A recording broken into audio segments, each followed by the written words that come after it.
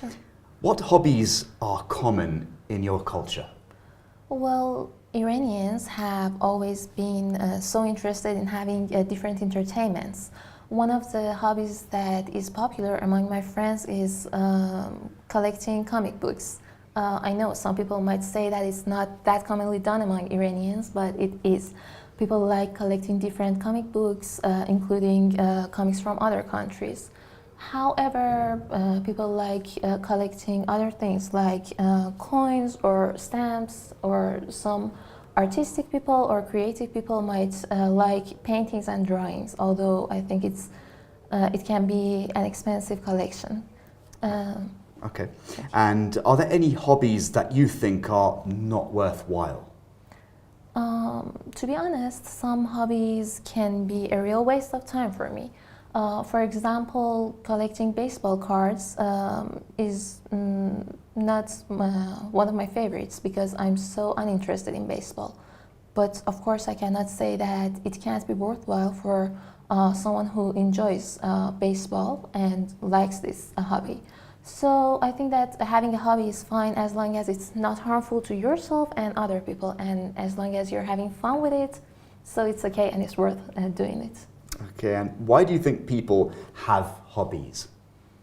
I think people have different entertainments in their free time because they want to relax. After a whole week of working or studying, we all need some time to relax and enjoy ourselves. Also, people might have hobbies to learn some new skills like drawing, like knitting, or even learning a new language.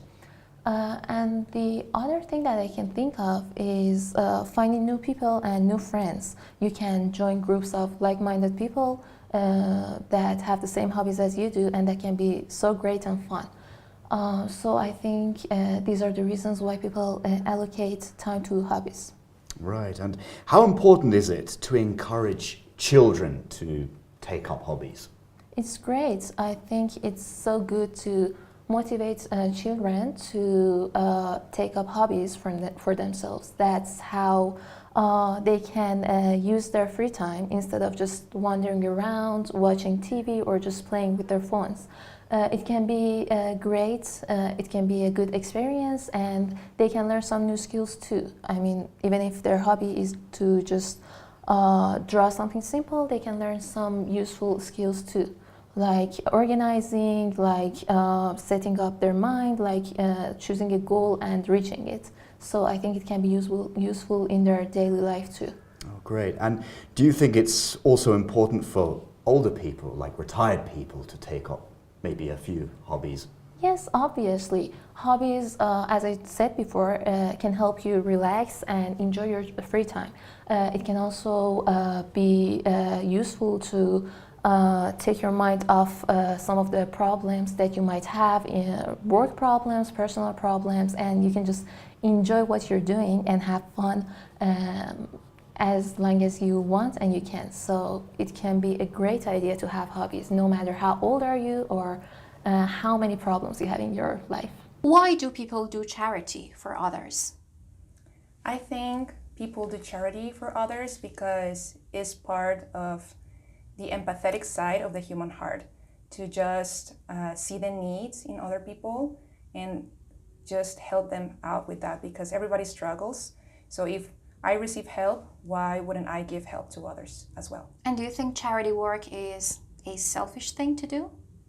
It depends of the intentions of the person that does it, because some people genuinely help without expecting anything in return. But there's other people that expect some recognition or just to feel like they're good people for doing small actions. And what kinds of charities are there in your country? Oh, there are many charities in my country, but the most famous ones are Teleton, which is for disabled children, Red Nose for children with cancer, and there are many that help the elderly as well. Mm-hmm. And which one do you think is more useful or is more needed where you live? I think all of them are important and useful.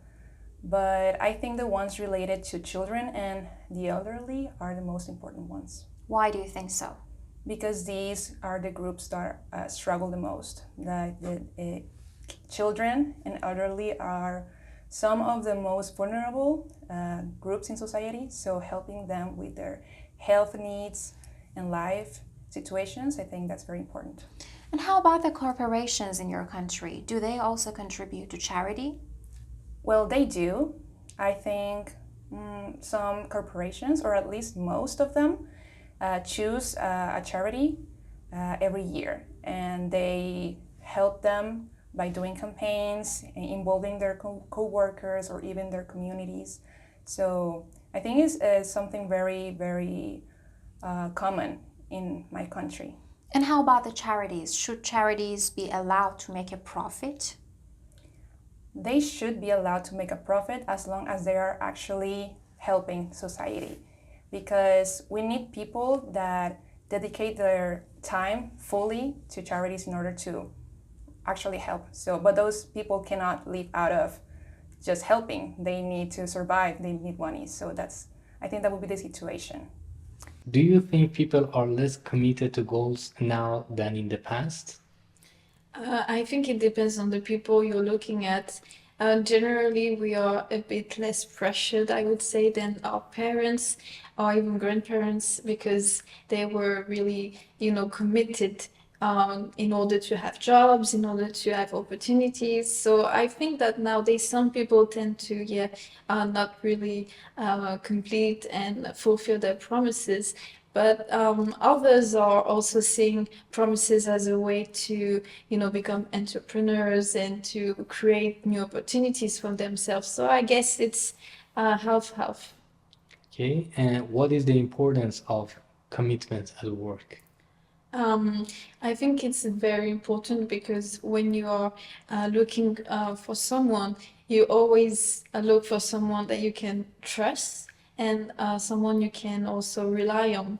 And this is part of commitment, because if the boss knows that he can rely on you, then you have more, I would say, higher chances being recruited, because you show this image of someone who's definitely capable of commitment.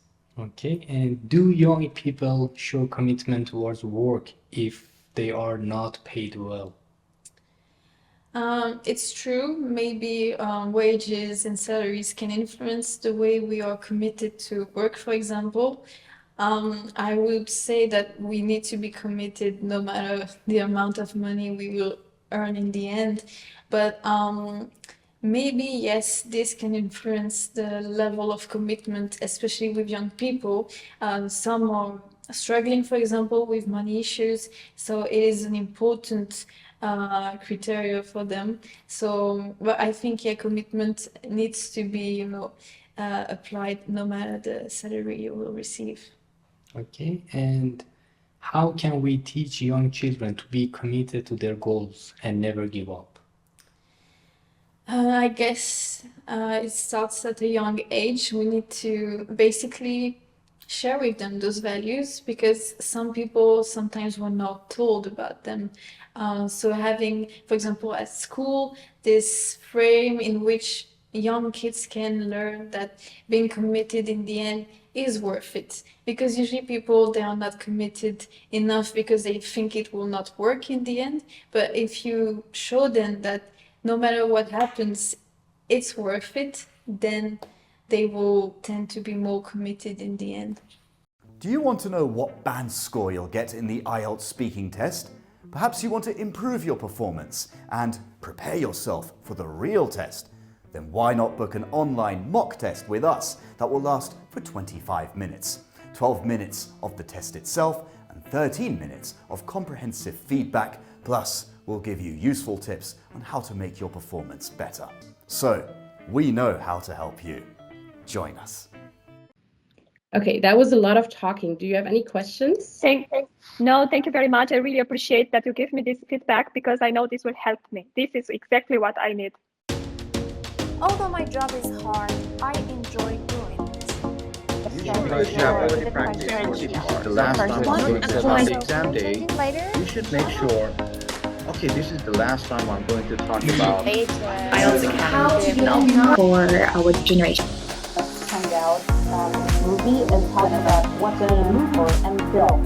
So we were talking about cinema or film.